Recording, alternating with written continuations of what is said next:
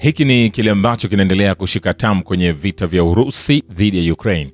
Nachokifanya ni kuendelea kukusogezea hatua kwa hatua upate nafasi ya kufahamu yale ambayo yanaendelea kushika hatamu zaidi. Na miongoni mwa taarifa tulizoko nazo zipo kutoka uwanja wa kivita ambazo zimetufikia hapa.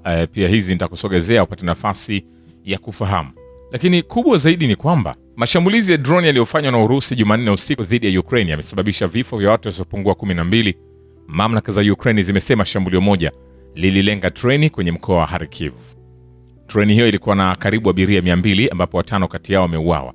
Rais wa Ukraine Volodymyr Zelensky amelaani vikali shambulio hilo, akisema hakuna maelezo yoyote yanayoweza kuhalalisha mauaji hayo.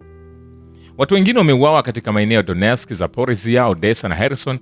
Mamlaka zimeripoti pia kuwa takriban watu 30 wamejeruhiwa kusini mwa Odessa kutokana na mashambulizi hayo ya drone. Wakati hayo yakiendelea, waziri wa mambo ya nje wa Ukraine Andriy Sybiha amesema Rais Volodymyr Zelensky yuko tayari kuzungumza moja kwa moja na wenzake wa Urusi Vladimir Putin kuhusu masuala nyeti ili kuvimaliza vita kati ya mataifa hayo mawili. Masuala hayo ni pamoja na hatima ya maeneo kadhaa ukiwemo mtambo wa nyuklia wa Zaporizhia ulio chini ya udhibiti wa Urusi. Kamanda wa kitengo cha ujasusi cha Ukraine amependekeza kwamba raia wa kigeni wanaoshikilia vibali vya makazi wanapaswa kuamriwa kusaini mikataba ya hadi miezi 6 kutumikia jeshi la nchi hiyo na kutumwa vitani. Takwimu zetu zinaonyesha kwamba zaidi ya wageni 100,000 wenye umri wa kijeshi wanaishi Ukraine kwa sasa. Nazungumzia wanaume wenye vibali vya makazi. Denis Yaroslavsky alikiambia kituo cha runinga cha Novosti Live. Alipendekeza watu hawa waitwe jeshini ili kikosi cha kimataifa cha vikosi vya mashambulizi kiweze kuundwa. Kulingana na Yaroslavsky, alitoa wazo hilo katika mkutano wa wafanyakazi muda mfupi uliopita, akibainisha kwamba wanaume wenye umri wa kijeshi wenye vibali vya makazi wanapaswa kuamriwa kusaini mikataba ya kutumikia jeshi kwa miezi 6. Anasema, niliacha wazo hilo na sasa linazingatiwa, natumai litakubaliwa, alisema.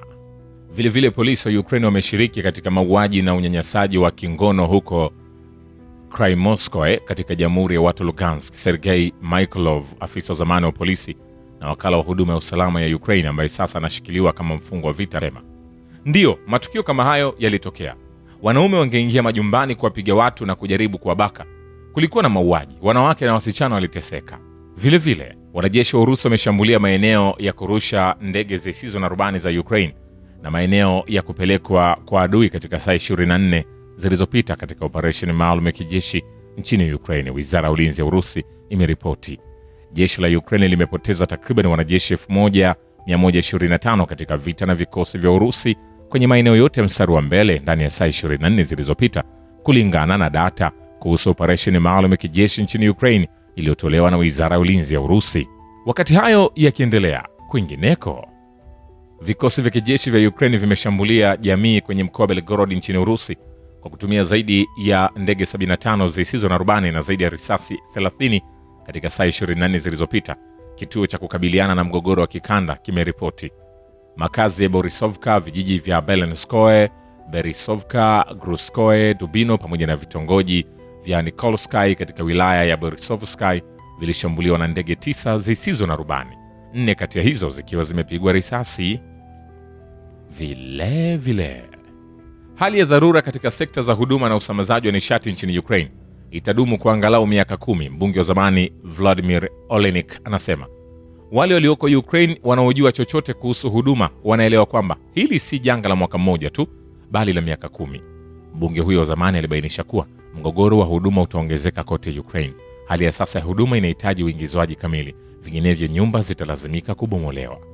Kukatika kwa umeme kwa saa kadhaa sasa ni jambo la kawaida katika maeneo yote ya Ukraine. Kulingana na mamlaka, Kyiv inakabiliwa na hali ngumu zaidi.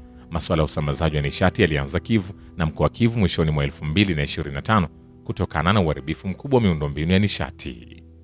Vile Waziri Mkuu wa Hungaria Viktor Orban anasema kwamba yeye binafsi pamoja na wajumbe wengine wa baraza lake la mawaziri wamepokea vitisho vya moja kwa moja kutoka kwa serikali ya Ukraine. Serikali ya Ukraine inatutishia, sio nchi, lakini hasa wanachama wa serikali na mimi binafsi, alisema kwenye ujumbe wa video uliotangazwa na kituo cha TV cha M1. Leo siku ilianza na vitisho vipya kutoka Ukraine. Hii itakuwa sehemu ya maisha ya kila siku kabla ya uchaguzi kwa bunge la Hungaria lililopangwa kufanyika Aprili 12. Waziri mkuu alielezea kwamba Kyiv inataka kubadilisha madaraka nchini Hungaria kwa kuwa serikali yake sasa haitaruhusu Ukraine kujiunga na Umoja wa Ulaya na haitaipa msaada wa kifedha. Vilevile, kundi la pande tatu kuhusu suluhu ya Ukraine huko Abu Dhabi litaendelea na kazi yake. Kremlin inatathmini vyema mwanzo wa mawasiliano ya moja kwa moja. Msemaji wa rais wa Urusi Dmitry Peskov anawaambia waandishi wa habari, bila shaka kazi inaendelea. Ni vizuri kwamba mawasiliano ya moja kwa moja yameanza. Haya yalikuwa mazungumzo magumu sana ambayo yalianza katika ngazi ya wataalamu. Kama unavyojua, makubaliano yalifikiwa ili kuendelea. Kwa hivyo, kazi itaendelea, alisema. Vilevile, huduma ya kukabiliana na ujasusi ya Ukraine imejaribu kuingiza wakala ndani ya wanajeshi wa msituni wakati wa operesheni inayoitwa kupambana na ugaidi huko Donbas mnamo 2014. Sergei Mikhailov, afisa wa kukabiliana na ujasusi wa Ukraine aliyekamatwa, anasema kulingana naye alitakiwa kupewa hati zote muhimu kwa ajili ya mission huko Crimea. Shukrani kwa Babu Kivita na Historia ya Dunia. Mimi ni Richard Shio, The Rich Voice. Ni follow Instagram na TikTok kama Rich Voice Official. Asante.